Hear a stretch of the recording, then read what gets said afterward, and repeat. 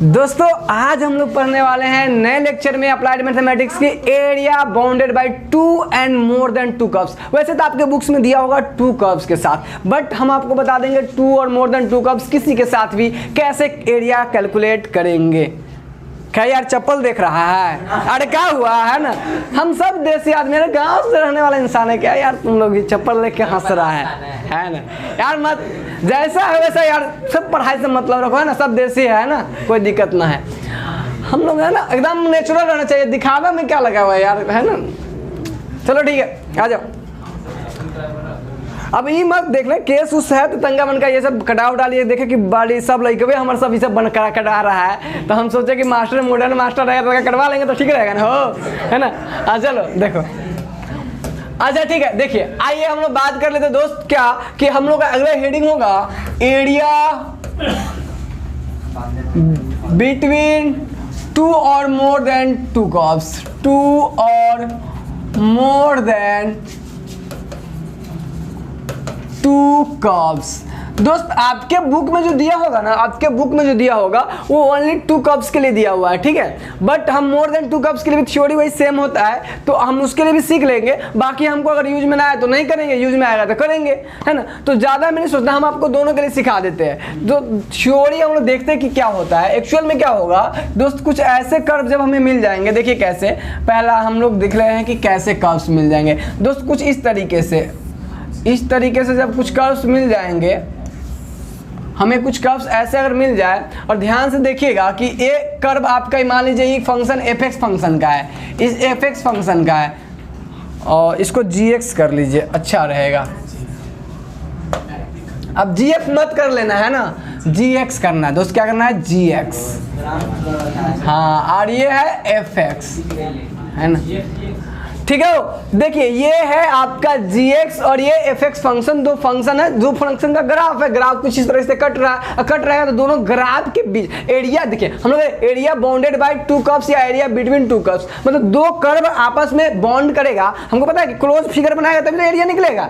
तो 2 कर्व है, दोनों कर्व किसी तरीके से क्या बना रहा है? एक क्लोज फिगर बना रहा है। हम लोग मानते हैं कि कोई एक fx कोई एक gx, दो फंक्शन है। तो हमें जो रीजन निकालना है वो एरिया ये वाला निकालना है। देखिए गौर से, हमें जो रीजन निकालने है ये वाले रीजन की एरिया निकालनी है। ये जो बाउंडेड रीजन है दोनों कर्व के द्वारा, ये एरिया हमें कैलकुलेट करनी है। Clear that? अब देखिए ध्यान से, अब हमें क्या करना पड़ेगा दोस्त, इसमें आपको थोड़ी सी सतर्कता बरतनी पड़ेगी। क्या बरतनी पड़ेगी?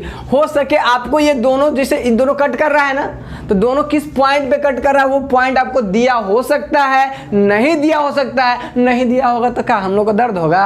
नहीं ना। क्या है, हमको पिछले भी क्लास में हम लोग पढ़े कि जब दोनों कट करेगा तो दोनों को सॉल्व कर लेते तो इंटरसेक्शन पॉइंट मिल जाता है। दोनों इक्वेशन को क्या कर लेते हैं? सॉल्व करते तो क्या मिल जाता है? Intersection point. So that we are going to solve this equation, then we get the intersection point both. Clear? तो हमें इन दोनों को जो सॉल्व करने पर इंटरसेक्शन पॉइंट मिल जाएगा। दिस इज द मान लेते हैं ये पॉइंट है x बराबर a का और ये है x बराबर b का, ठीक है। यानी a और b दो पॉइंट मिल जाएगा हमें।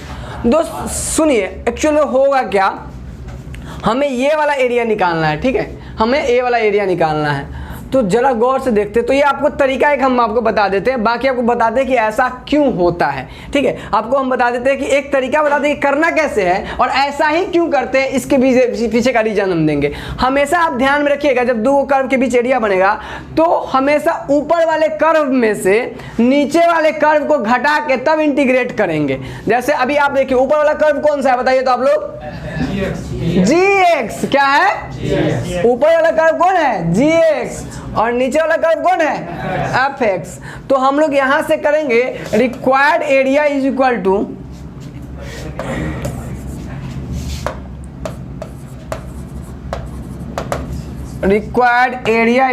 टू कहां से कहां? a से b, और कहां से कहां? देखिए ध्यान से देखिएगा, gx माइनस fx, ठीक है, और तब इसका इंटीग्रेट करेंगे इसके बीच में dx, तो हमें रिक्वायर्ड एरिया मिल जाएगा। क्या बात क्लियर हुआ? यानी कॉन्सेप्ट आपको याद रखना है कि हमेशा कर्व चाहे कैसे भी जैसे भी दे दे, आपको जिसके बीच दो कर्व के बीच अगर एरिया निकालना है ना, तो सिर्फ सोचना है कि ऊपर वाला कर्व कौन है और नीचे वाला कर्व कौन है। ऊपर वाला कर्व में से नीचे वाला कर्व को घटा के उसके बीच इंटीग्रेट कर देना है, that gives the required area. Clear है क्या? वो हमें जो हमें चाहिए वो दे देगा। क्लियर है क्या दोस्त? ऐसा होता क्यों है, ऐसे क्यों ऐसा हो जाता है उसको आप समझिए। एक्चुअल में हमें चाहिए ये वाला रीजन, ठीक है।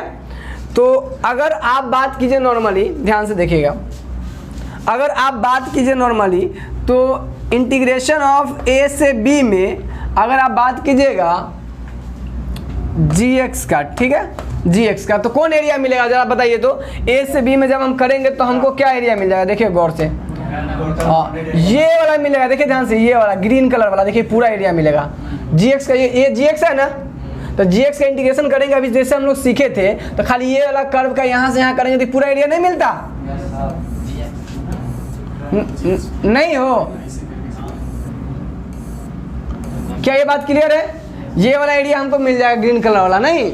अच्छा, आप देखिए गौर से ध्यान से सुनिएगा, अगर हम fx को इंटीग्रेट करेंगे, fx को देखिए तो यहाँ तो नीचे वाला मिल जाएगा। गौर से देखिए, इसको हम लोग व्हाइट कलर से करते हैं, ठीक है। ये वाला देखिए गौर से, ये वाला रीजन मिल जाएगा जब हम लोग इंटीग्रेट करेंगे किससे, gx को, सॉरी fx को, ये वाला कौन लाइन है fx, तो fx को यहाँ a से b में इंटीग्रेट करेंगे तो क्या मिल जाएगा, ये व्हाइट वाला एरिया मिल जाएगा। और जरा सोचिए कि पूरा ग्रीन वाला एरिया में से ये व्हाइट वाला एरिया को घटा देंगे तो रेड वाला एरिया नहीं मिलेगा। तो अभी हम जान रहे हैं कि अगर हमको ग्रीन वाला एरिया चाहिए तो हम कहेंगे ए से बी में gx का इंटीग्रेशन, किसका इंटीग्रेशन, gx का इंटीग्रेशन। हम कहेंगे कि हमको ग्रीन वाला व्हाइट वाला एरिया चाहिए तो fx का इंटीग्रेशन कहाँ से, ए से बी में, तो और उसको घटा देंगे gx वाला में से, इसको घटा लेंगे तो क्या मिलेगा, ए से बी में किसका इंटीग्रेशन, fx का। और दोस्त याद करो है ना, अब गाना मत गाने लगना भोजपुरी वाला, है ना। अब देखो दोस्त ध्यान से देखो, इसको देखो गौर से, ये क्या करेंगे, इसको अगर हम कंबाइन करें, लिमिट सेम है तो एक साथ भी लिख सकते हैं ना, तो लिमिट जब सेम है तो एक साथ लिखेंगे तो क्या हो जाएगा, ए से बी और हो जाएगा gx माइनस fx dx। देखो दोस्त हम वही बात लिखे हैं, वही बात, सेम बात जो आपको बताया, यही चीज़ तो लिखा हुआ वहाँ पे। होता कैसे, ये इस तरीके से होता है, लेकिन हम लोग इतना ये नहीं करने जाएंगे इसमें से ये हुआ कि हुआ, लेकिन आपको कॉन्सेप्ट एक दे दिए कि कैसे ये होता है। एक्चुअली हम ध्यान में यही रखेंगे कि ऊपर वाला फंक्शन में से नीचे वाला फंक्शन को घटा के जहाँ तक लिमिट रहेगा वहाँ हम अपना क्या कर देंगे, इंटीग्रेट कर देंगे तो मिल जाएगा। क्लियर है? तो आप लोग इसको अच्छे से नोट डाउन कर लो, ठीक है। तो इसके आगे हम लोग बात करते हैं। अभी ये आप सीखे हुए दो कर्व में रहेगा, तब देखिए अब तीनों कर्व में दिखाते कैसे कैसे क्या होता है मामला, ठीक है। ये थ्योरी आप लोग नोट कर लिए हैं, आपको एकदम बेसिक से याद रखना है, कुछ नहीं, ऊपर वाला में से नीचे वाला कर्व को क्या करना है, घटा के जहां से जहां तक रहेगा वहां इंटीग्रेट कर देंगे तो एरिया मिल जाएगा। वो और वो क्यों मिलता है उसका एक्सप्लेनेशन हम आपको यहाँ दे रखे हैं। क्लियर? तो आपको यहाँ ये वाला नहीं भी याद रहे तो आप ये बात ध्यान में रखिएगा। चलिए अब एक कॉन्सेप्ट और हम लोग देखते हैं, देखिए हमारे पास कुछ इस तरीके से कर्व है,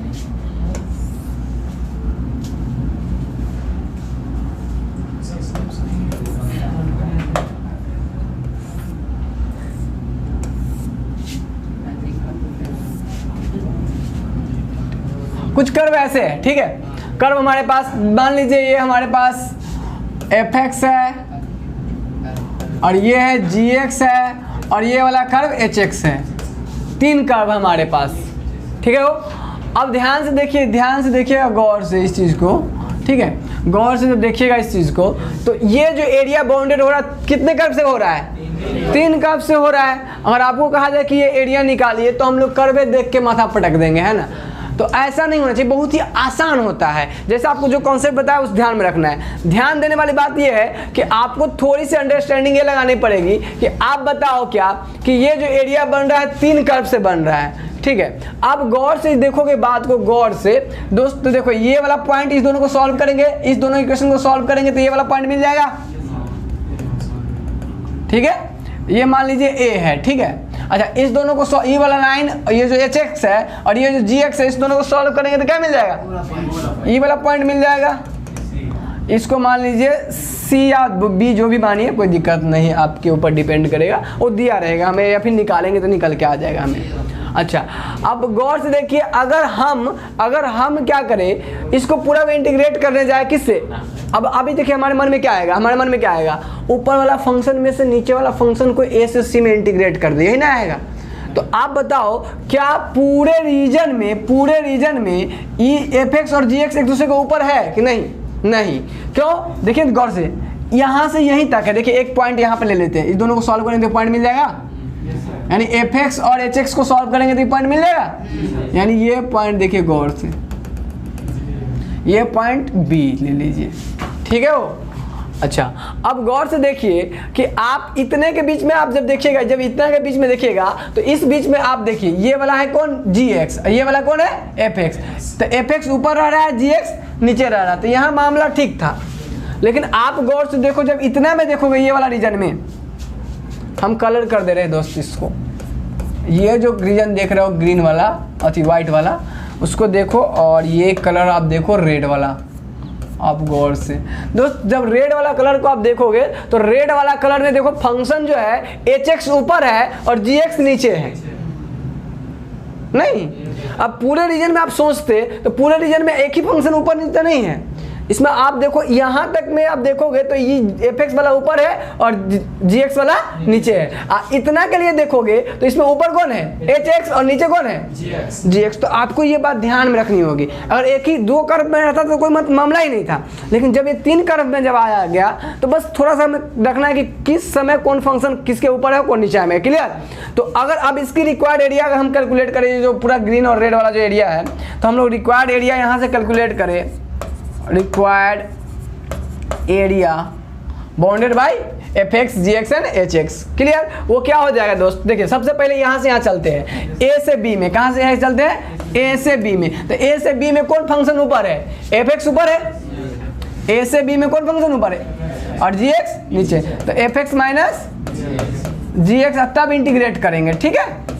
अच्छा, ई एरिया प्लस ई एरिया जोड़ देंगे तो पूरा एरिया मिल जाएगा ना, तो प्लस कर दे बीच में। हाँ चलिए, अब आगे देखिए हो, अब देखिए इसमें देखिए तो गौर से कौन फंक्शन ऊपर है, एच एक्स। तो फिर ए बी से सी में, बी से सी में कौन ऊपर है, एच एक्स, और नीचे कौन है, जी एक्स। तो माइनस जी एक्स डी एक्स, ठीक है। अब इसको इंटीग्रेट कर लेंगे अलग से, इसको इंटीग्रेट दोनों को जोड़ देंगे तो हमें जो रिक्वायर्ड एरिया है वो मिल जाएगा। तो एक से अधिक फंक्शन भी आपको मिल जाएगा ना, तो आपको ऐसे ही करना है। बट ज़्यादातर केस में जो आपको मिलेगा, यानी जो पॉलिटेक्निक वाले स्टूडेंट को मिलेगा, वो आपको दो कर्व के द्वारा ही दिखेगा, लेकिन तीन को कर्व भी हो सकता है। अगर आ जाएगा तो कोई भारी नहीं है, इसलिए हम आपको ये कॉन्सेप्ट दे दिए कि अगर तीन को कर्व से भी बनेगा ना, तो आपको सिर्फ ध्यान में रखना है कि किससे कौन कट रहा है और किसके ऊपर कौन है कौन नीचे है, क्लियर। तो इसको आप लोग नोट डाउन कर लीजिए, फिर इस पर प्रॉब्लम करेंगे। तो अब आइए, अब इस वाले पे तो अभी नहीं चलेंगे, हम लोग पहले चलते हैं area bounded by two curves के द्वारा ही, क्योंकि हमारे एग्जाम्स में ज़्यादातर क्वेश्चन वही आने वाले हैं। तो हम लोग उस पर देखते हैं, 3 वाला भी आया तो बस आसान है, कुछ करना खास नहीं है। तो चलिए, एक क्वेश्चन जो हमारे प्रीवियस ईयर में पूछा हुआ, 2017 में पूछा हुआ 6 मार्क्स में। अब देखिए कितना आसान होता है, 6 मार्क्स में पूछा हुआ क्वेश्चन है। देखिए क्या कह रहा है कि find the area of portion, find the area of portion of the parabola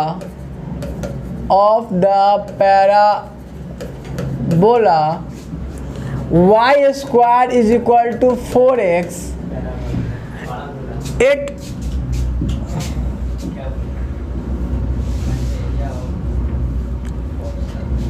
and by the line by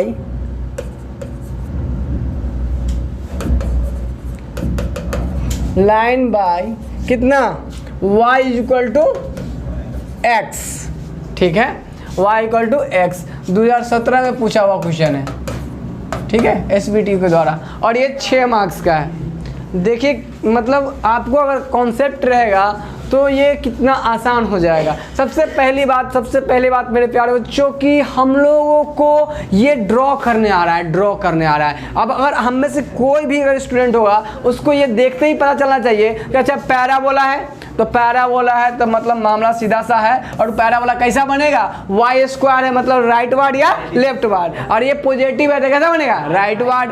तो ये सब हम लोग में से सब डिसाइड कर पाएगा कि ये पैराबोला कुछ ऐसा बनता। क्लियर है क्या, ये पैराबोला कुछ ऐसा बनता। अच्छा अब एक मामला और आएगा, एक मामला ये आएगा कि एक लाइन है y बराबर x। अब y बराबर x हम सबको पता है ओरिजिन से पास करता हुआ है ना लाइन होगा। हम सब आराम से इसको क्या करेंगे, ड्रॉ कर लेंगे। एक y x ओरिजिन से पास करता हुआ लाइन कुछ ऐसा। क्लियर है क्या, यही ना होगा हो। तो ये क्या हो जाएगा, y बराबर x। अब हम लोग को ये भी ड्रॉ करने आ रहा था y बराबर 4x, y बराबर x भी ड्रॉ करने आ रहा है। अब यहाँ तक तो हमें कोई प्रॉब्लम ही नहीं हुआ। अब देखिए यहाँ मामला देखिए ध्यान से, मामला देखिए यहाँ आएगा, मामला कहाँ आएगा सो देखिए गौर से। ये जो कट इंटरसेक्शन पॉइंट है, ये जो आपका पैराबोला का और जो लाइन का जो इंटरसेक्शन पॉइंट है ये वाला है ना। अब ये वाला तो जीरो है, समझ में आ रहा है। अब दोस्त एक बात बताओ, हमको ये दोनों के बीच में एरिया जो बन रहा है वो निकालना है, यानी ये वाला एरिया निकालना है। हाँ ये पेंट वाला एरिया निकालना है, पेंट वाला नहीं है ना, पेंट वाला। ठीक है दोस्त, ये वाला एरिया निकालना है, ठीक है हमें। और ये एरिया निकालना है तो हमको पता है कि भाई एरिया बाउंडेड बाय 2 कर्व्स है, जिसमें आपको पता है ऊपर वाला कर्व कौन है, ऊपर वाला कर्व आपका पैराबोला का है नहीं, और नीचे वाला कर्व कौन है, लाइन का है। क्लियर है क्या, ऊपर वाला कर्व कौन है, पैराबोला का है, y स्क्वायर 4x वाला है, और नीचे वाला कर्व कौन है, हाँ लाइन का है। तो हम कर लेते हैं आराम से, लेकिन हमको काश ये वाला पॉइंट मिल जाता, ये वाला पॉइंट नहीं, तो हम यहाँ से यहाँ ऊपर वाला पैराबोला में से इसको घटा देते, इंटीग्रेट कर देते। नहीं यही तो होता मामला। और ये 6 नंबर का वो है ना, इसके बाद मतलब मजाक में मतलब ये ना 6 नंबर का है, ठीक है ना। ठीक है दोस्त, देखो यहाँ ध्यान से। तो अभी आपको सिर्फ एक काम करना है, आपको बताया है कि एक ई पॉइंट तो 0 होगा, समझना, 0 से यहाँ तक करना है, ये वाला पॉइंट नहीं पता है।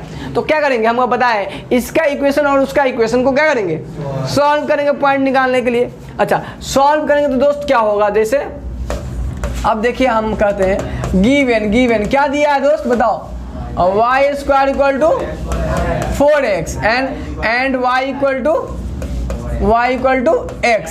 सो सॉल्व करने पर क्या मिलेगा, so on solving equation first equation 2 ले लीजिए, ठीक है। On solving equation first and second क्या होगा, देखिए y के जगह पे क्या डाल देंगे, y के जगह पे x डाल देंगे। तो ई इक्वेशन क्या बन जाएगा, x स्क्वायर बराबर 4x। हम इसको इधर ले आएंगे, x square minus 4x equal to 0। तो एक क्या यहाँ से क्या हो जाएगा, देखिए ध्यान से, इसमें से x कॉमन ले ले, तो x कॉमन लेंगे तो क्या हो जाएगा, x माइनस 4 इक्वल टू 0। तो यहाँ से हम सबको पता है कि ये इक्वेशन फैक्टराइज हो चुका है। तो यहाँ पर x बराबर 0 या x बराबर 4 होगा, x माइनस 4 बराबर 0 मतलब x बराबर 4। इस सबको हम लोग को करने आ रहा है। तो x के मान 0 होगा, x के मान 4 होगा। तो अब देखिए गौर से देखिए ध्यान से, ये जो इक्वेशन है किसे x का यहाँ पे कट कर रहा है, दोनों लाइन देखो तो 0 एगो मिल रहा है, एगो आंसर 0 क्यों आया, हमारे दिमाग में आ गया भाई 4 तो ये वाला आ जाएगा, x बराबर 4 आ जाएगा, x बराबर कितना आ जाएगा 4। ये तो हमें समझ में आया। इस पॉइंट का कोऑर्डिनेट में x का मान कितना आ जाएगा 4। अब कहो सर y का मान, देखो एक तो y की जरूरत नहीं है वहाँ पे, लेकिन अब कहो कि सर y का मान क्या होगा, तो भाई x का आ गया तो y का रख लो ना, x बराबर y है 4, यानी 0.44 होगा। क्या होगा, x जब आपको पता है, जब सॉल्व किया ना तो हमें 2 पॉइंट आया, एक x बराबर 0 आया, x बराबर 4 आया। तो 0 पर निकालेंगे y तो y का मान आ जाएगा फिर, और x पर 4 पर निकालेंगे तो 2y का मान आ जाएगा, नहीं यानी x बराबर 4 आएगा और एक y बराबर 0 आएगा। नहीं आपको 2 कोऑर्डिनेट मिलेगा, एगो 0 0 और एगो 4 4, नहीं मिलेगा। x बराबर 0 पुट करेंगे तो y बराबर 0 आएगा, या इसमें पुट करो या इसमें पुट करो, दोनों में से। तो एगो 0 0 मिलेगा और एगो क्या मिलेगा 4 4। तो हमको कैसे पता चला कि भाई ये 4 4 वाला ही है, 0 वाला नहीं है। तो हम देख रहे हैं कि हमारा ग्राफ, जो हमारा ग्राफ है, एगो 0 0 पर दोनों ग्राफ कट कर रहा है और एगो यह कट कर रहा है। तो जब 0 0 पे ओरिजिन पे कट कर रहा है तो वो 4 होने का कोई सवाल पैदा नहीं होता है, तो इधर 0 0 वाला पॉइंट हो जाएगा। ठीक है, और एगो क्या आया 4 आया, तो भाई आगे ये जा रहा है इधर, तो भाई यही बात वाला पॉइंट क्या होगा 4 होगा। तो हमारे दिमाग में ये बात आ गया कि अच्छा ये वाला 4 होगा। क्लियर, कहीं कोई डाउट नहीं? चलिए अब आपको पॉइंट मिल गया है। अब मामला क्या है, सिंपल सा कि आपको यूज करना है नाउ रिक्वायर्ड एरिया बराबर या area bounded by the curve इतना एंड इतना। नहीं, हम लोग यहां से क्या कहेंगे, now area bounded bye curve, या फिर रिक्वायर्ड एरिया डायरेक्ट आप लिख सकते हैं ना। कर्व क्या, Y square equal to 4x था, 4x एंड y बराबर x। तो देखिए आपको पता है कि y का मान इसका क्या हो जाएगा, देखिए ध्यान से 2√x हो जाएगा, y बराबर निकालेंगे ना तो क्या होगा वो 2√x, इसका तो y दिया ही हुआ है, y2 माइनस y1 होगा ना। देखिए तो अब देखिए गौर से ध्यान से, by curve is area bound is equal to क्या हो जाएगा वो, देखिए कहाँ से कहाँ तक, 0 से 4, 0 से 4। अच्छा आप भी ध्यान से देखिए ऊपर कौन है, हाँ y वाला, यानी ऊपर ये पैराबोला है, अब पैराबोला मतलब y क्या हो जाएगा, y बराबर हो जाएगा 2√x, y क्या हो जाएगा 2√x, मतलब y का मान घटाएंगे तो y वाला में से ऊपर वाला में से नीचे वाला घटाएंगे, ये हो जाएगा 2√x माइनस, अच्छा नीचे वाला कौन है, y बराबर x है, यानी x को घटाएंगे तो ये क्या हो जाएगा दोस्त, ये हो जाएगा x, और कहाँ से कहाँ 0 से 4 dx, यही तो ये हमारा जो आएगा वही हमारा रिक्वायर्ड एरिया हो जाएगा, जो बाउंडेड एरिया होगा। क्या क्लियर है ये? अब देखिए इसको इंटीग्रेट करना अलग अलग कर देंगे, बहुत ही आसान इंटीग्रेशन बन जाएगा, बस 6 नंबर दे देगा हमें, है ना दोस्त। 6 मार्क्स का ये क्वेश्चन बन गया। अब देखिए कि क्वेश्चन आसान ही रहता है, आपके पास सिर्फ कॉन्सेप्ट होना चाहिए, ठीक है। यहाँ से बाहर करेंगे, आप लोग जल्दी से बना के दिखाओ कितना आंसर आ रहा है।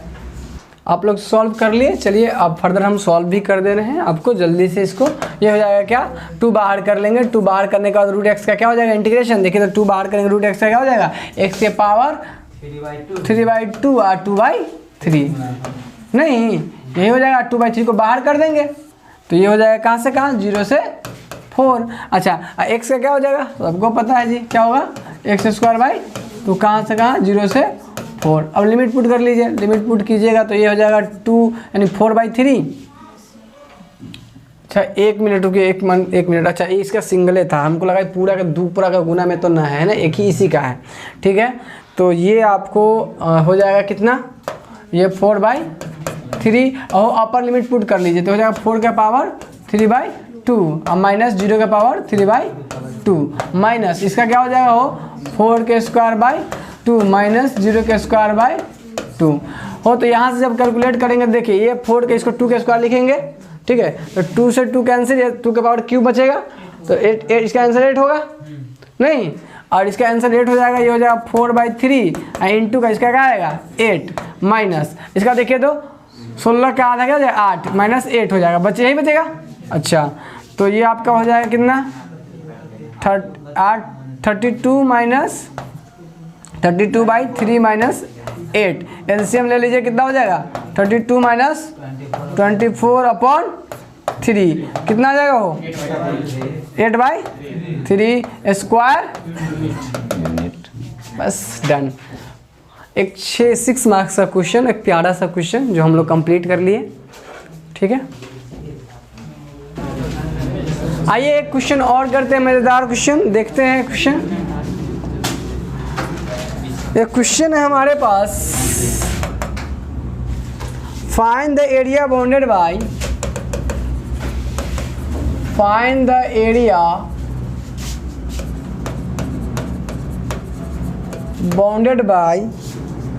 y square is equal to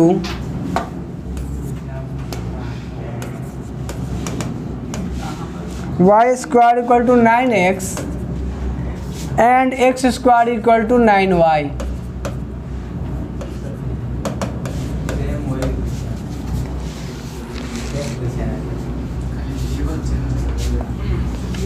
देखिए ध्यान से इस क्वेश्चन को, देखिए ध्यान से।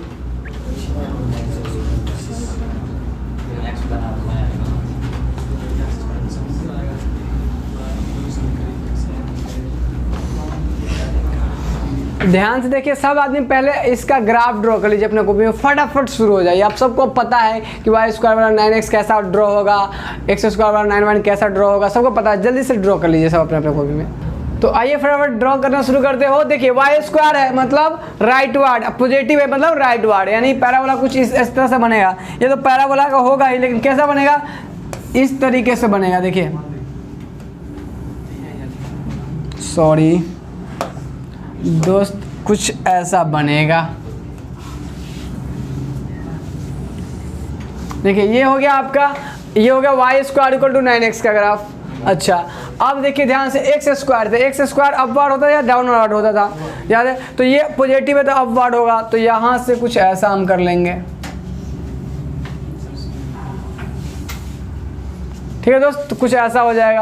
अब देखिए ध्यान से, अब इस दोनों के साथ जो एरिया बाउंड हो रहा है, यानी इस कर्व के द्वारा और इस कर्व के द्वारा, अब गौर से देखो, ये दोनों कर्व आपको आसानी से ड्रॉ हो जाने चाहिए थे। अब ये ड्रॉ करने के बाद अब गौर से देखो कि एरिया कौन सा बाउंड हो रहा है इस दोनों कर्व से। तो ये वाला एरिया हम सबको दिखाई दे रहा होगा कि ये वाला एरिया बाउंडेड हो रहा है, ये वाला रीजन बाउंडेड हो रहा है, बैगनी कलर वाला। क्लियर? तो अब हमें ये बात समझ में आएगा, हम मतलब इस दोनों से बनने वाला जो बाउंडेड एरिया है वो हमें निकालना है, और ये एरिया ये वाला बाउंड हो रहा है। तो हमें पता है कि ऑलरेडी कि हम इतना जानते हैं, अभी जस्ट सीखे हैं कि ये तो 0 होगा ओरिजिन है। तो अगर हमें ये पॉइंट मिल जाता तो ऊपर फंक्शन जो रह रहा है, ये वाला किसका ग्राफ है, ये है वाई स्क्वायर बराबर 9x का, ये किसका है, एक्स स्क्वायर बराबर 9y का। अगर हमें ये पॉइंट मिल जाता तो हम इस ऊपर वाला ग्राफ में, यानी वाई स्क्वायर बराबर वाई बराबर हो जाएगा √3√x, नहीं वाई बराबर क्या हो जाएगा 3√x, इसमें से इसको घटा कर लेते और 0 से इस वाले पॉइंट तक इंटीग्रेट कर देते, हमें एरिया मिल जाता। यही काम करना था। तो दोस्त सबसे पहली बात आपके पास जो ऑप्शन आएगी कि ये पॉइंट निकालना, ठीक है? तो हम लोग सॉल्यूशन जब करने जाएंगे तो पहले इंटरसेक्शन पॉइंट निकालेंगे। ठीक है, अब आपको याद आ रहा होगा कि हम क्यों आपको थोड़ा बता समझाए थे कि इंटरसेक्टिंग पॉइंट निकालने के लिए दोनों को सॉल्व करते हैं, इसी सब के कारण, ताकि आपको आइडिया रहे कि क्यों हम ऐसा करने जा रहे हैं। क्लियर? अब देखिए दोस्त, यहाँ से हम लोग क्या करेंगे, कहेंगे गिवन दैट क्या दिया गया है, Y square equal to 9x, ये इक्वेशन आपका फर्स्ट है, और ये एक्स स्क्वायर बराबर 9y, ठीक है, सेकेंड है। ठीक है, now solving equation first and second कैसे सॉल्व करेंगे, कुछ नहीं। अब देखिए ध्यान से, y के बदले यहाँ y के बदले रख सकते हैं क्या, एक्स स्क्वायर बटा 9 है ना, इसमें पुट कर देंगे तो नाउ क्या हो जाएगा, देखिए पुट कर देंगे तो क्या हो जाएगा, y के बदले रख देंगे, y के बदले क्या रखेंगे, एक्स स्क्वायर बटा 9 का होल स्क्वायर हो जाएगा, y के बदले रखेंगे तो ही। अच्छा इधर क्या हो जाएगा 9x, अब x में एक वेरिएबल में आ गया, इसको सॉल्व कर लेंगे तो हमें क्या मिल जाएगा, x का मान मिल जाएगा। तो चलिए सॉल्व करते हैं, तो सॉल्व करेंगे तो ये कुछ ऐसा बन जाएगा, x के पावर 4/81 इक्वल टू 9x। अच्छा एक x से एक x कैंसिल हो जाएगा, 3 हो जाएगा, एक x कैंसिल। दोस्त यहाँ से अगर हम इसको फर्दर सॉल्व करें तो ये हो जाएगा x³ बराबर कितना हो जाएगा, x³ बराबर हो जाएगा 9 × 81। क्लियर, 9 × 81। अब यहाँ से क्या हो जाएगा, क्यूब को उधर भेजेंगे तो क्या हो जाएगा, x बराबर क्यूबिक रूट ऑफ 9 × 81 को लिख सकते हैं 9 × 9 × 9। हमको पता है कि क्यूबिक है तो 9 बाहर आ जाएगा, यानी किसका आंसर क्या हो जाएगा 9। x बराबर कितना आ जाएगा 9, x बराबर हमारे पास कितना आ जाएगा 9 आ जाएगा। ठीक है दोस्त, यहाँ तक हमें कोई प्रॉब्लम नहीं हो रही थी। हालांकि ऐसे करने से x बराबर 0 भी आएगा, इसे हमको ऐसे नहीं करनी चाहिए। आप हम लोग थोड़ा सा क्या करनी चाहिए तो हम आपको बताते हैं। हम लोग को ऐसे करनी चाहिए थी, वो था क्या कि 9x को इधर ले आते, फिर x कॉमन लेते, फिर वहाँ से काम करते। क्लियर, लेकिन चलो कोई नहीं, हम लोग यहाँ से हम लोग 2 को आंसर मिलता। जैसे क्या करना चाहिए था उसको ज़रा सा हम आपको बताते हैं। ये x बराबर 9 आ गया, समझ में आया आप लोगों को? इसको जब सॉल्व करते इसकी 2 को आंसर आता। अब वो कैसे आता सो देखिए, यहाँ 2 आंसर हम लोग कैलकुलेट कर लेते हैं। जैसे देखिए पहले ये आया, समझ में आया सबको? अच्छा देखिए कैसे करते हैं, x³ बराबर हो जाता है कितना, देखिए काटते नहीं, x4 बराबर होता है, x4 बराबर कितना हो जाता, x4 बराबर हमारे पास आ जाता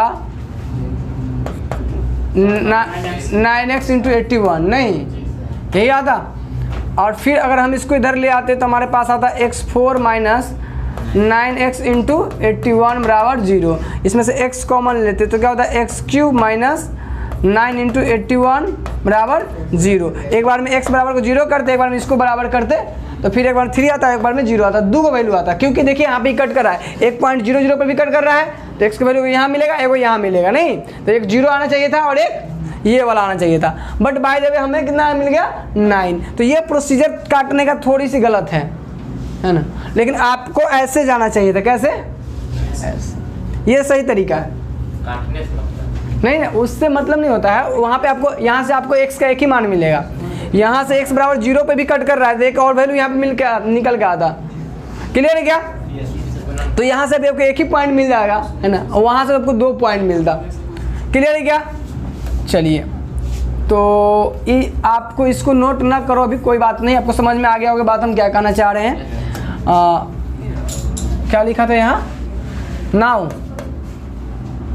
ये था नाउ सॉल्विंग। ठीक है हो, हमारे पास एक पॉइंट आ गया जी। पॉइंट कौन सा है? x बराबर 9। y की तो हमको जरूरत ही नहीं है, y की हमें जरूरत ही नहीं है। तो हम लोग क्या करेंगे हो, इसको सॉल्व करेंगे। चलिए सॉल्व करेंगे। कैसे सॉल्व करेंगे?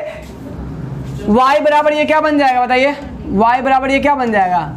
3 रूट एक्स।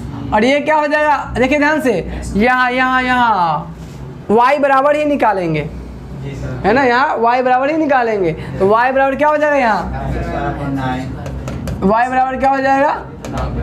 हाँ, एक्स स्क्वायर बाई 9। y बराबर क्या हो जाएगा? उधर भेजेंगे तो क्या हो जाएगा? X square by 9। आपको 2 y का फंक्शन मिल चुका है, यानी आपका ऊपर वाला फंक्शन कौन है? 3 रूट एक्स और नीचे वाला फंक्शन कौन है? X square by 9। क्लियर है क्या ये? अब चलिए, अब क्या करते हैं, इंटीग्रेट कर लेते हैं। कहाँ से कहाँ? 0 से 9 में। Now required area, now required area is equal to क्या हो जाएगा? देखो तो दोस्त, 0 से 9। ऊपर वाला फंक्शन कौन है? ऊपर वाला फंक्शन कौन है? 3 रूट एक्स। ये हो जाएगा 3 रूट एक्स माइनस नीचे वाला फंक्शन कौन है? ये आपका नीचे वाला फंक्शन कौन है? नीचे वाला फंक्शन है आपका एक्स स्क्वायर बाई 9। नीचे वाला फंक्शन कौन है? नीचे वाला फंक्शन ये वाला है ना, तो ये कितना है? X square by 9। तो यहाँ से हमारा हो जाएगा ये एक्स स्क्वायर बाई 9 dx। दोस्त अब इसको फर्दर इंटीग्रेट कर लो, you will get your desired answer. तो इंटीग्रेट 1 मिनट बताते हैं आपको। इंटीग्रेट करने का तरीका क्या? अलग अलग कर लेंगे। क्या करेंगे? अलग अलग, या एक साथ भी करके कर सकते हैं। तो ये हो जाएगा dx माइनस 0 से 9 एक्स स्क्वायर बाई 9 dx। हाँ दोस्त बोलो, क्या बोल रहे थे? 3 रूट एक्स यहाँ पे 3 रूट वाई, वहाँ वाई नहीं रखेंगे हो। देखिए, जिसके टर्म में आप फंक्शन की बात करें उसी के टर्म में फंक्शन को लिखेंगे, है ना। जैसे y के टर्म में बात कर रहे हैं ना, जो भी उसको y के टर्म में निकाले ना, तो एक x के टर्म में रख दीजिएगा, y के टर्म में तो गड़बड़ आ जाएगा। और गड़बड़ क्या होगा पहले इसको आप नोट कर लीजिए, हम बताते कि गड़बड़ क्या हो जाएगा। अब पीछे बैक कर दे क्या? तो अभी आप इसका इंटीग्रेशन सब आदमी कर लिए। अब बताइए कितना आंसर आ रहा है? अब इसका इंटीग्रेशन अब हम नहीं करेंगे क्योंकि आपको बहुत सिखा रखे हैं आप लोगों को, है ना। कितना आ रहा है? सब गा रहे हैं यही? बहुत बढ़िया। 17 स्क्वायर। अच्छा, यूनिट मीटर कुछ दिया तो है नहीं यूनिट हो। तो इस तरीके से हम लोग area bounded bye 2 curves complete कर लिए। अब बच गया क्या कि अभी जिस पे जितना प्रैक्टिस आप प्रॉब्लम कीजिएगा उतना अच्छे से आपको ग्रिप होते चला जाएगा और उतना अच्छे से आप परफॉर्म कर पाओगे। जहाँ आपको बताया कि अभी हम 2-3 क्वेश्चन आपको आज के क्लास में डिस्कस किए हैं, जो कि क्या था, बेस्ड ऑन प्रीवियस वाले लेक्चर में भी वो बेस्ड ऑफ प्रीवियस ईयर पर आया हुआ क्वेश्चन था।